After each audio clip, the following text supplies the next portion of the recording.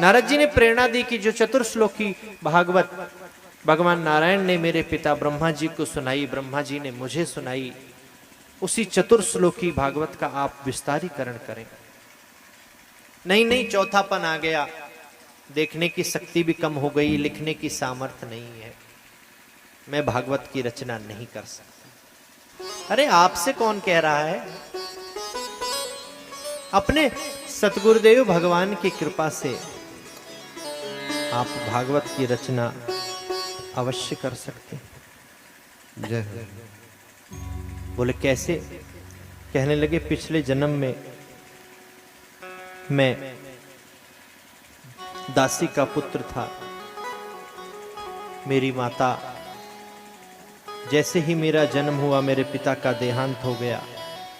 मेरी माता संतों के आश्रमों में सेवा करके अपना और मेरा जीवन यापन करती थी किसी तरह। एक समय की बात है, जिस ग्राम में हम रहा करते थे, बहुत सारे संतों की मंडली वहां से गुजर रही थी। ग्रामवासियों ने निवेदन किया कि कहां जा रहे हैं। संतों ने कहा हम कहीं चतुर्मासा करने के लिए जा रहे हैं। ग्रामवासियों ने कहा कि चतुर्मासा अगर आप हमारे ग्राम में रहकर करें तो हमारे गांव की धरती भी पावन हो जाएगी और हमें आपकी सेवा का सौभाग्य भी प्राप्त होगा। संत लोग रुक गए, मैं सेवा में लग गया। गुरुजी की कुटिया को लीपने लगा, झाड़ू लगाने लगा। धीरे धीरे सत्संग सुनने लगा और गुरुदेव श्रोता की दृष्टि से पहचान लेते हैं कि ये किस स्टेज का श्रोता है, ये कथा को सुन रहा है या सिर्फ टाइम पास कर रहा है। कथा के बाद बुलाया, बेटा तुम्हारा क्या नाम है? गुरुदेव मेरा कोई नाम नहीं है, मैं दासी का पुत्र हूं। बचपन में ही मेरे पिता का देहांत हो गया। सब लोग मुझे दासी का बेटा, दासी का बेटा कहकर पुकारते हैं।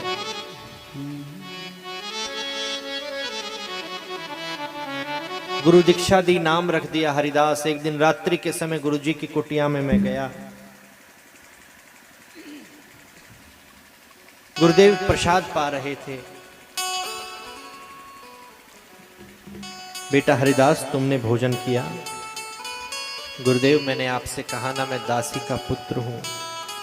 जब सब लोग भोजन कर लेते हैं उसके बाद अगर कोई भोजन बचता है तो मैं और मेरी माता उसे पाते हैं, अन्यथा हम लोग ऐसे भूखे ही सो जाते हैं। तुरंत अपनी थाली गुरुदेव ने मुझे दी।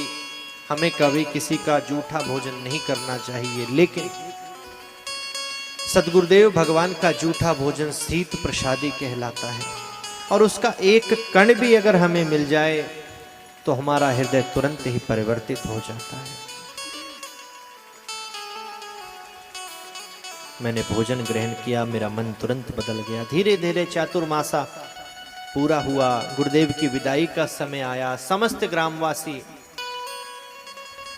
अपनी अपनी प्रिय वस्तु लेकर जा रहे हैं। कोई अन्न लेकर जा रहा है गुरुदेव की विदाई में, कोई बर्तन लेकर जा रहा है, कोई धन लेकर जा रहा है, कोई वस्त्र लेकर जा रहा है। संत की विदाई में अपनी सबसे मूल्यवान वस्तु हमें दान करनी चाहिए। सारे ग्रामवासियों ने विदाई दे दी। नन्हा सा हरिदास एक वृक्ष के पीछे छिपकर देख रहा है। गुरुदेव जा नहीं रहे। गांव वाले सोच रहे हैं गुरुदेव जा क्यों नहीं रहे, जाएं कैसे? अपने हृदय के टुकड़े हरिदास को ढूंढ रहे हैं। हरिदास जी समझ गए, दौड़ कर गए, गुरुदेव के चरणों में लेट गए। हे गुरुदेव, मेरे पास ऐसी कोई वस्तु नहीं है कि जो मैं आपके चरणों में अर्पित कर सकूं। स्वयं को ही मैंने आपके श्री चरणों में चढ़ा दिया। गुरुदेव ने उठाया, हृदय से लगाया। गुरु और शिष्य दोनों के नेत्रों से अश्रुओं की धारा बहने लगी। हरिदास की माता गुरुदेव को एक तरफ ले गई और कहने लगी, मैंने सोचा था ये मेरे बुढ़ापे का लाठी बनेगा, कितने कष्टों से मैंने इसे पाला, आज ये आपके साथ चला जाएगा तो मेरा क्या होगा। गुरुदेव ने हरिदास को समझाया कि यहीं रहो, तुम्हारी मां का ऋण अभी तुम्हारे ऊपर है। मंत्र दिया, ओम नमो भगवते वासुदेवाय, 32 लाख इसका जप करना। जिस दिन जब पूरा होगा या तो तुम्हारी माता की बुद्धि परिवर्तित हो जाएगी या कोई और रास्ता निकल जाएगा। 32 लाख जब पूरा हुआ, प्रातः काल माता गौ सेवा के लिए गौशाला में गई, काले सर्प ने डस लिया, मृत्यु हो गई। हरिदास जी के नेत्रों से आंसुओं की धारा बहने लगी, परंतु आंसुओं की विचित्र दशा है। कैसे?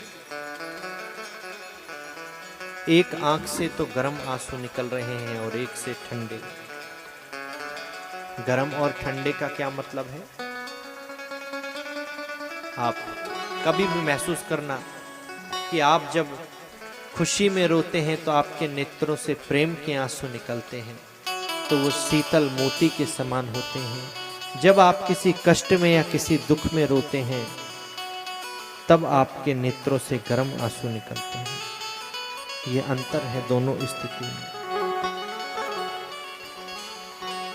तो दुख तो इस बात का है कि मेरी माता जिसने मुझे जन्म दिया, इतने कष्ट से पाला, वो मुझे छोड़कर चली गई। और प्रसन्नता इस बात की है कि मेरे जो भजन में बाधा थी वो आज दूर हो गई। जाकर नाचते गाते हुए भगवान का भजन करने लगे, ज्योतिमय भगवान का दर्शन हुआ, भगवान अदृश्य हो गए, हरिदास जी का प्राणांत हो गया। वही हरिदास ब्रह्मा जी का पुत्र बनकर नारद के रूप में